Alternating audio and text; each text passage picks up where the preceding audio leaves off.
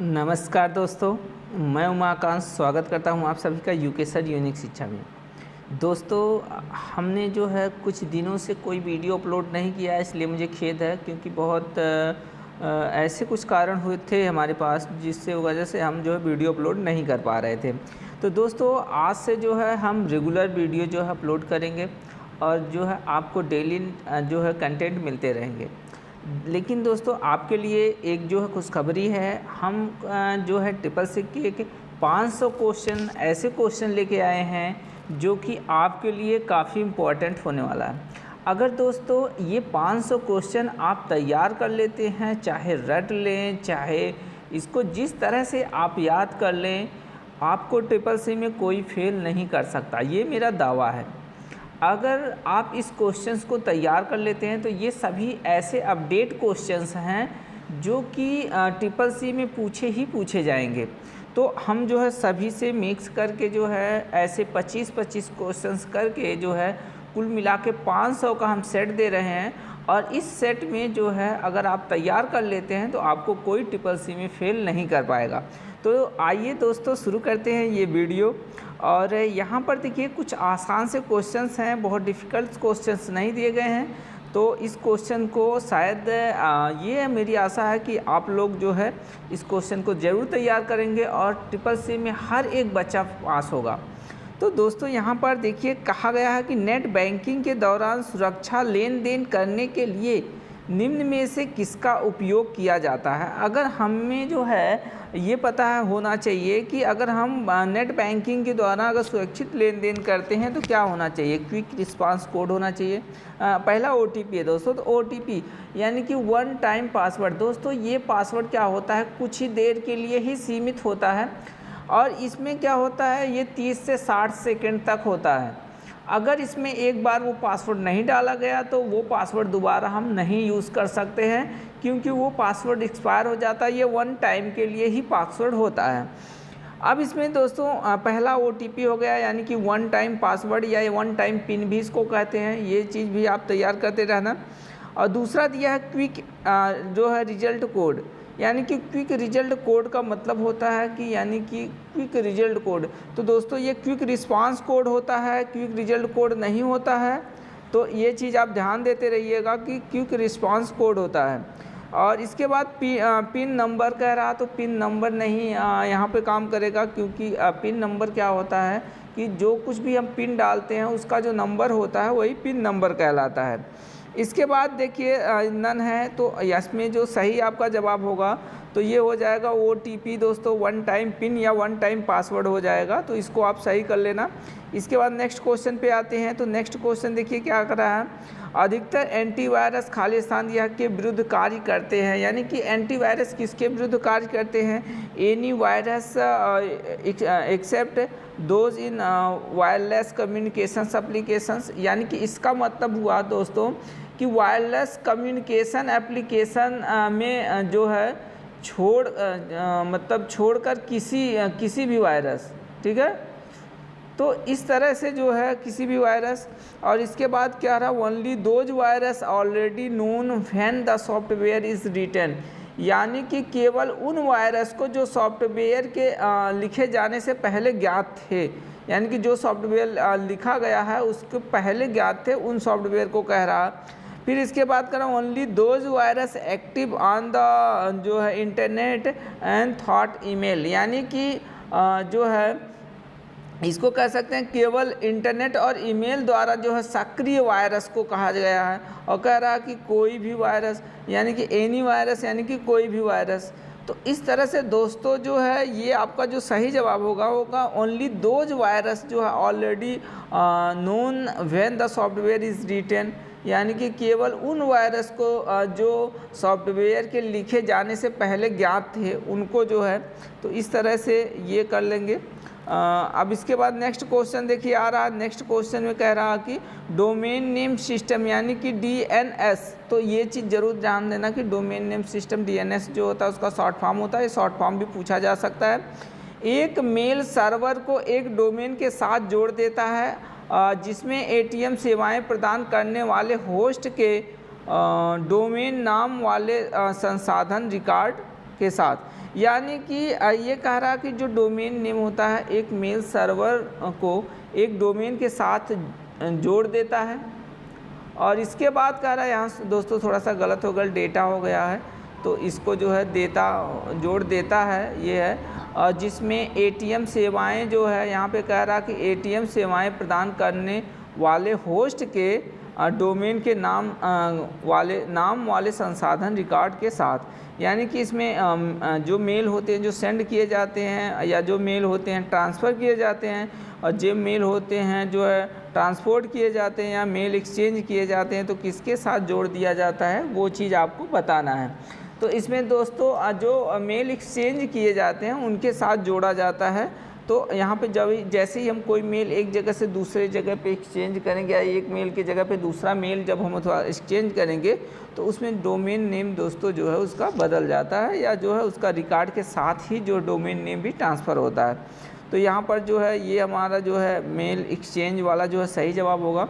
इसके बाद next question में देखिए, नेक्स्ट क्वेश्चन में कह रहा है कि लिब्रे ऑफिस इम्प्रेस यानी कि दोस्तों जैसे हमारा जो है इम्प्रेस का मतलब जैसे माइक्रोसॉफ्ट जो पावर पॉइंट होता है एकदम सेम वही चीज़ है लिब्रे ऑफिस है इम्प्रेस में कॉपी और पेस्ट के लिए निम्न कौन से कमांड नियोजित है। दोस्तों यहाँ पे संयोजन हो गया है, नियोजन होना चाहिए, नियोजन का उपयोग करता है यानी कि Ctrl+X एंड Ctrl+P और इसके बाद जो है इनवॉक फाइंड डायलॉग बॉक्स, इसके बाद Ctrl+X and Ctrl+S, Ctrl+C and Ctrl+V। तो दोस्तों सबको पता होगा कि Ctrl+C और Ctrl+V होता है। Ctrl+C का मतलब होता है कॉपी और Ctrl+V का मतलब होता है पेस्ट। तो यानी कि जो कट या कॉपी किए गए टेक्स्ट होते हैं वो जो है क्लिपबोर्ड में रहते हैं। ये भी सवाल कभी कभी पूछ लिया जाता है कि यानी कि कट या कॉपी किए गए जो टेक्स्ट होते हैं वो कहाँ पर स्टोर होते हैं, तो वो दोस्तों क्लिपबोर्ड में स्टोर होते हैं। तो इसका देखिए कॉपी और पेस्ट का जो है शॉर्टकट हो गया, तो इसको आप सही कर लेना। इसके बाद नेक्स्ट क्वेश्चन आ जाते हैं। नेक्स्ट क्वेश्चन में कह रहा है कि प्रत्येक वेब डॉक्यूमेंट का एक यूनिक एड्रेस है जो कहलाता है। यानी कि जो हमारे पास जो वेब डॉक्यूमेंट्स होते हैं या वेब पेज होते हैं उनका जो एक यूनिक जो है एड्रेस होता है उसे क्या कहते हैं, आईपी एड्रेस कहते हैं, डोमेन कहते हैं, यूनिवर्सल रिसोर्स लोकेटर कहते हैं या हाइपरलिंक कहते हैं। तो इसमें जो हम बता दे रहे हैं कि ये क्वेश्चंस है इसमें आपको जो है यूनिवर्सल रिसोर्स लोकेटर को सही करना है क्योंकि यूआरएल होता है, हर वेब पेज का जो एड्रेस होता है उसको यूआरएल कहते हैं। तो यूनिफॉर्म रिसोर्स लोकेटर ये सही जवाब हो जाएगा। इसके बाद नेक्स्ट क्वेश्चन में आ जाइए। नेक्स्ट क्वेश्चन में देखिए क्या कह रहा है IPv4। तो दोस्तों सबको पता होगा, हमने कई बार भी कई वीडियो भी इस पर अपलोड इस क्वेश्चन में की है कि IPv4 क्या होता है और IPv6 क्या होता है। तो ये चीज़ आप देख सकते हैं कि IPv4 और IPv6 क्या है। तो IPv4 एड्रेस में एक, फिर इसके बाद खाली स्थान दिया गया है, फिर पता है जो यूनिकली रूप से सार्वभौमिक रूप से किसी डिवाइस के कनेक्शंस को परिभाषित करता है। उदाहरण के लिए देखिए इसमें कुछ कहा गया कि उदाहरण के लिए कंप्यूटर या राउटर इंटरनेट पर। तो यहाँ पर दोस्तों आप सबको पता है कि IPv4 जो होता है वो 32 बिट यूज़ करता है। तो 32 बिट जो है ये सही जवाब होगा, 32 बिट। और अगर IPv6 होगा तो 128 बिट जो है वो सही हो जाएगा। इस तरह से जो है ये हमने कवर किया। और इसके बाद देखिए नेक्स्ट क्वेश्चन का रहा निम्न में से कौन स्क्रीन का मान्य रेजोल्यूशन नहीं है। यानी कि निम्न में से कौन स्क्रीन का मान्य रेजोल्यूशन नहीं है। जैसे दोस्तों अब जब कोई आप YouTube पे ही वीडियो देख रहे हैं तो उसमें क्या करते हैं, जब यह वीडियो साफ़ नहीं आती है तो उसका क्या करते हैं रेजोल्यूशंस बढ़ाते हैं। तो इस तरह से यहाँ पे देखिए 300x400 है, 800x600 है, इसके बाद जो 1064x768 है और एक 1200 जो है 80x1000 जो है 24 है। तो इसमें आपको जो है इसका रेजोल्यूशंस पूछा जा रहा है कि इसमें कौन सा नहीं है। तो दोस्तों सभी आपको देखने को मिले होंगे लेकिन ये 300x400 वाला नहीं मिला होगा। तो ये जो है 300 और 400 वाला जो है ये सही जवाब हो जाएगा। अब ये एक चीज़ और आपको ध्यान देना है कि जहाँ पे जैसे कह रहा है कि निम्न में से कौन स्क्रीन का मान्य रेजोल्यूशंस नहीं है, तो जहाँ पे नहीं शब्द आएगा दोस्तों ने उस क्वेश्चन को आप बहुत केयर से, जैसे गलत क्वेश्चन उसमें सही होता है और जो सही क्वेश्चन होता है यानी कि वो गलत होता है। तो इस तरह से इसको ध्यान देना, जैसे कि ये नहीं है तो इसको जो हम सही करेंगे। अब इसके बाद जो है नेक्स्ट क्वेश्चन में आ जाते हैं। नेक्स्ट क्वेश्चन देखिए क्या कह रहा है कि कंप्यूटर की वर्ड लेंथ, यानी कि कंप्यूटर की जो वर्ड की लेंथ होती है खाली स्थान दिया गया, यानी कि किसके द्वारा से में मापी जाती है। तो दोस्तों जहाँ पे खाली स्थान होगा ना, देखिए यहाँ पे कंप्यूटर की वर्ड लेंथ, अब यहाँ किससे लगा देना, वहाँ किससे या किसमें मापी जाती है, यानी कि उसकी लेंथ जो है किसमें हम मापेंगे, तो वो चीज़ कह रहा है। तो उसमें जैसे मीटर में मापेंगे, बिट्स में मापेंगे, या मिलीमीटर्स में मांगेंगे, बाइट में मापेंगे। तो सभी जानते हैं कि जो लेटर होते हैं या वर्ड होते हैं उनको हम बिट में मापते हैं। तो यहाँ पे जो है बिट जो है सही जवाब होगा दोस्तों, बिट सही कर लेना। अब इसके बाद नेक्स्ट क्वेश्चन में आ जाइए। कह रहा कि इम्प्रेस में अधिकतम जो है जूम कितना होता है। तो अधिकतम जूम के लिए सबको पता होगा कि अगर उसमें हम कम से कम जूम करें तो 5% होता है, और ज़्यादा से ज़्यादा अगर हम उसमें जूम करते हैं तो उसमें 3000% तक होता है। यानी कि जो उसका प्रेजेंटेशन का जो पेज होता है, इसको हम इतना ज़्यादा जो है जूम कर सकते हैं, इतना ज़्यादा वो जूम होता है। और इस तरह से उसको कम भी कर सकते हैं, तो इसलिए जो है 3000 जो सही जवाब हो जाएगा। इसके बाद नेक्स्ट क्वेश्चन में देखिए क्या कह रहा है।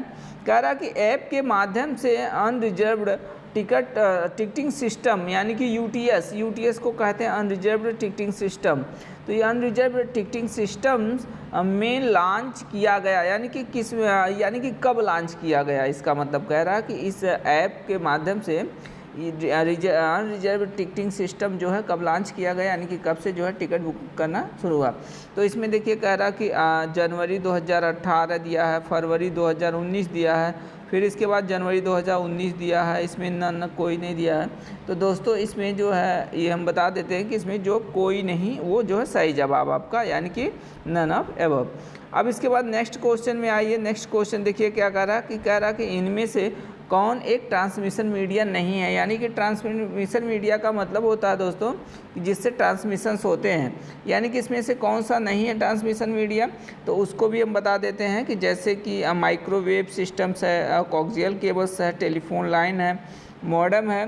तो आप लोगों को सभी को पता होगा कि मॉडेम जो होता है वो एनालॉग सिग्नल को डिजिटल सिग्नल, डिजिटल को एनालॉग सिग्नल में चेंज करता है, कन्वर्ट करता है। इसका पूरा नाम होता है मॉडेम का जो है मॉड्यूलेटर एंड डीमॉड्यूलेटर होता है, और ये जो है ये क्या होता है ट्रांसमिशन नहीं करता है। तो इसलिए मॉडेम जो है आपका सही जवाब होगा। इसके तरह से अगले क्वेश्चंस पे आते हैं। निम्न में से कौन इंस्टेंट मैसेजिंग के लिए जो है उपकरण नहीं है। यानी कि इंस्टेंट मैसेजिंग का मतलब जो तात्कालिक मैसेज भेजे जाते हैं उन्हीं को इंस्टेंट मैसेजिंग कहते हैं। यानी कि जैसे चैट होता है वो इंस्टेंट मैसेजिंग होता है। विकिपीडिया दिया हुआ है, जैप टेक्स्ट है, और जिम बाई है। इसके बाद जो है याहू मैसेजर्स है। तो इसमें जो आपका जो सही जवाब होगा वो दोस्तों आपका जो है हम कह सकते हैं कि इसमें कह रहा कि नहीं है। तो नहीं शब्द आया है, तो यानी कि विकिपीडिया जो है वो दोस्तों सही होगा आपका। तो आप इसमें जो है विकिपीडिया जो है सही जवाब लगा लेंगे, तो ये जो है सही जवाब हो गया।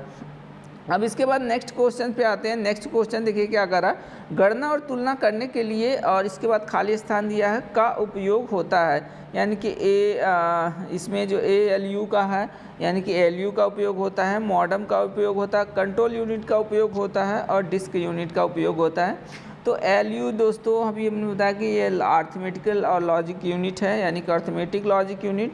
तो यही जो है अर्थमेटिक के द्वारा ही गणना होती है, यानी कि अंकगणित के द्वारा ही गणना होती है। तो इस तरह से अर्थमेटिक लॉजिक यूनिट जो है वो सही जवाब होगा। इसके बाद नेक्स्ट क्वेश्चंस पे आते हैं। नेक्स्ट क्वेश्चंस कह रहा लिब्रे ऑफिस राइटर में कॉपी करने की शॉर्टकट की क्या होती है।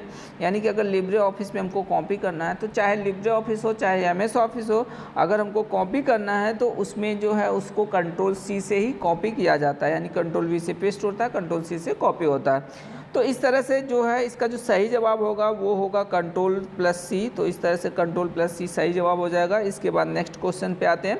नेक्स्ट क्वेश्चन है निम्नलिखित में से कौन मोबाइल पेमेंट सिस्टम से संबंधित है। यानी कि मोबाइल पेमेंट सिस्टम की अगर हम बात करें तो देखिए यहाँ पे दोस्तों भीम यानी कि ये जो ऐप है इससे भी हम पेमेंट करते हैं यूपीआई, तो यूपीआई से भी पेमेंट किया जाता है। और बोथ दिया है इसमें से जो है नॉट ऑफ जो है अबाउट है, यानी कि इसमें से ये जो है नन ऑफ अबव होना चाहिए, लेकिन थोड़ा सा गलती से ये हो गया दोस्तों। तो यहाँ पर जो है दोनों भीम और यूपीआई दोनों है, तो इसलिए जो सही जवाब होगा बोथ हो जाएगा, ए एंड बी। तो ए एंड बी को सही कर लेंगे। और इसके बाद नेक्स्ट क्वेश्चन पे आते हैं। नेक्स्ट क्वेश्चन कह रहा है निम्न में से कौन ऑपरेटिंग सिस्टम को रैम में सर्च एवं लोड करने के लिए जो है रिस्पॉन्सिबल है। बूट स्टेप लोडर है, सीमॉस है, डीमॉस है, वायोस है। तो इस तरह से दोस्तों बूट स्टेप लोडर ही होता है, क्योंकि उसमें जो रैम में जो होता है ऑपरेटिंग सिस्टम की सभी फाइलों को जो लोड किया जाता है, यानी कि जब आप कंप्यूटर को स्टार्ट करते हैं तब कंप्यूटर जो थोड़ा सा समय लेता है उसको बूटिंग कहते हैं। और बूटिंग ये दो तरह की होती है, एक कोल्ड बूटिंग यानी कि कंप्यूटर को जब हम शुरू से स्टार्ट करते हैं तो कोल्ड बूटिंग होता है, और जब हम रीस्टार्ट करते हैं कंप्यूटर को तो वो वार्म बूटिंग कहलाता है।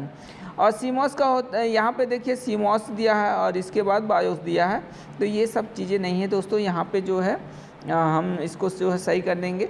ये देखिए सीमॉस एक बैटरी होती है कंप्यूटर के अंदर, उसको सीमॉस कहते हैं। और बायोस जो होता है ये बेसिक इनपुट आउटपुट सिस्टम होता है।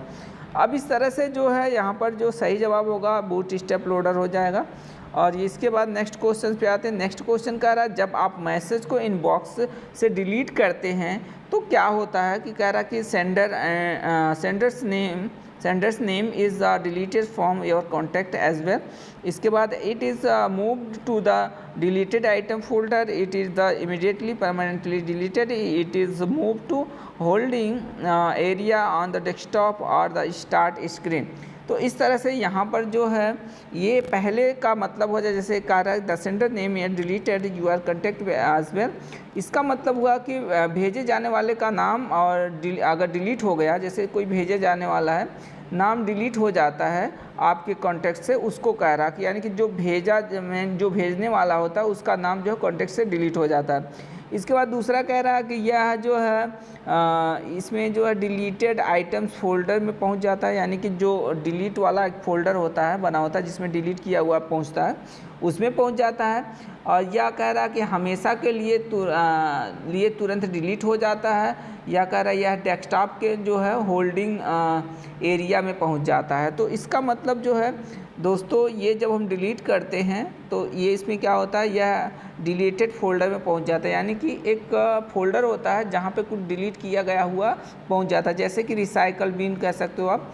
तो यानी कि कंप्यूटर से अगर हम कोई चीज़ डिलीट करते हैं तो वो कहाँ जाता है, रिसाइकल बिन में पहुंच जाता है। इसलिए दूसरा जो है ये सही जवाब हो जाएगा दोस्तों, ये वाला इसको सही कर लेना। इसके बाद नेक्स्ट क्वेश्चन पे आ जाइए। नेक्स्ट क्वेश्चन कह रहा है डिजिटल सिग्नेचर दो प्रकार की विकसित करते हैं, और एक प्राइवेट और दूसरी जो है इसके बाद खाली स्थान दिया है जो गणितीय रूप से जुड़े होते हैं। तो इसमें जो है आपको जो सही जवाब का यहाँ पे देना है, इसमें देखिए कह रहा है एल्गोरिथम की दे रहा है, क्रिप्टोग्राफिक दे रहा है, पब्लिक की दे रहा है, ऑल दे रहा है। तो इसमें जो पब्लिक की होती है वो आपको जो है सही कर लेना है, पब्लिक की।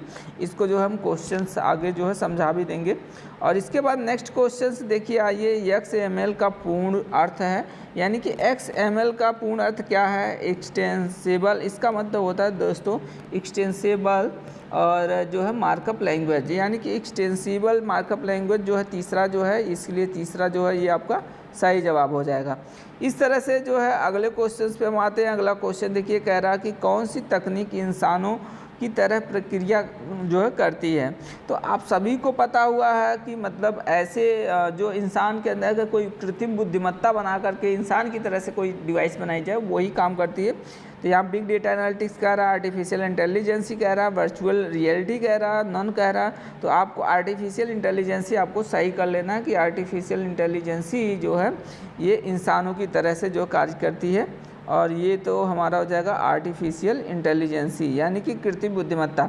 अब इसके बाद नेक्स्ट क्वेश्चन में देखिए 3D प्रिंटिंग की प्रक्रिया में शामिल नहीं है, यानी कि 3D प्रिंटिंग जो होती है उस प्रक्रिया में क्या नहीं शामिल है, प्रोग्रामिंग नहीं शामिल है, या जो है पाउडर बेड फ्यूजन नहीं है, या जो है मटेरियल जो है जेटिंग है। और इसके बाद नन। तो ये दोस्तों जो पाउडर बेड फ्यूज़न है ये नहीं है, इसमें शामिल। तो इस तरह से इसको जो हम सही कर लेंगे ये पाउडर बेड फ्यूजन। इसके बाद नेक्स्ट क्वेश्चन देखिए, लिब्रे ऑफिस इम्प्रेस में मास्टर स्लाइड फंक्शन किस मेन्यू में मिलता है। तो यहाँ पर जितनी भी जो है जैसे कि अभी मास्टर स्लाइड हुआ जो है, या जो है मुख्य प्रिंट प्रीव्यू स्लाइड हुआ, ये बहुत सारी जो है ये स्लाइड शो में आता है।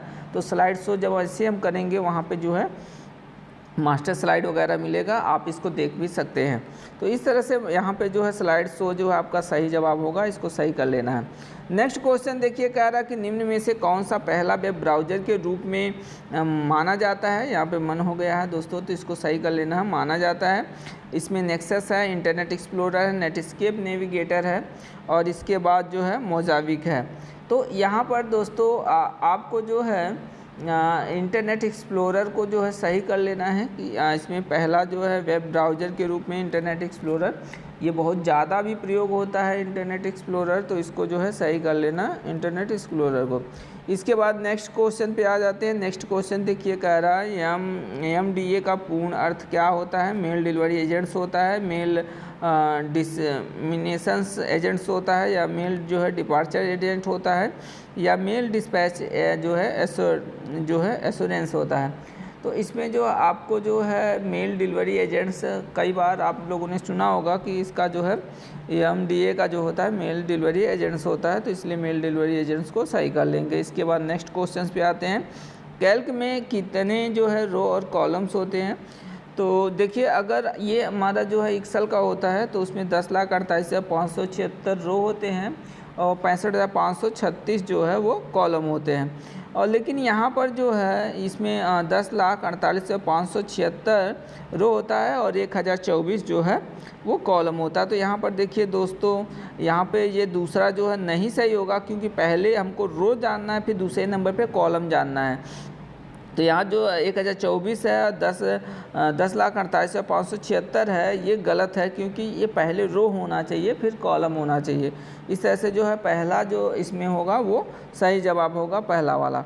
अब इस तरह से दोस्तों हमने जो है टोटल 25 क्वेश्चंस कवर किया है, और इस क्वेश्चंस को आप जो है एकदम बिल्कुल रट लीजिए, क्योंकि इस तरह से हम कुल मिला के 500 क्वेश्चंस आपको देने वाले हैं। अगर ये 500 क्वेश्चंस आप तैयार कर लेते हैं, मेरा दावा है आप CCC ज़रूर पास करेंगे, और जो है कोई आपको CCC में फेल नहीं कर पाएगा। तो दोस्तों इस तरह से जो है हम जल्दी से जल्दी जो है 500 क्वेश्चंस आपके पास देने की कोशिश करते हैं, कि जल्दी से जल्दी हम जो है आपको 500 क्वेश्चंस प्रोवाइड करवाएँ। और जो है दोस्तों, अगर ये आपको लगता है कि मतलब ऐसा नहीं आएगा, तो आप कुछ ही सेट आप याद कर सकते हैं, और जैसे ही आप पेपर में बैठेंगे तो आपको ये जो है रियलाइज़ हो जाएगा कि ये जो है सही में बताया गया था कि ये क्वेश्चन आने वाला है। तो इस क्वेश्चन को ज़रूर से ज़रूर पढ़ें। दोस्तों अगर ये हमारी वीडियो अच्छी लगी है तो आपको इसे लाइक करें, अन्य लोगों के साथ शेयर करें। हमारी नई वीडियो के नोटिफिकेशन पाने के लिए हमारे चैनल को सब्सक्राइब करें और बेल आइकन पर ज़रूर क्लिक करें। धन्यवाद।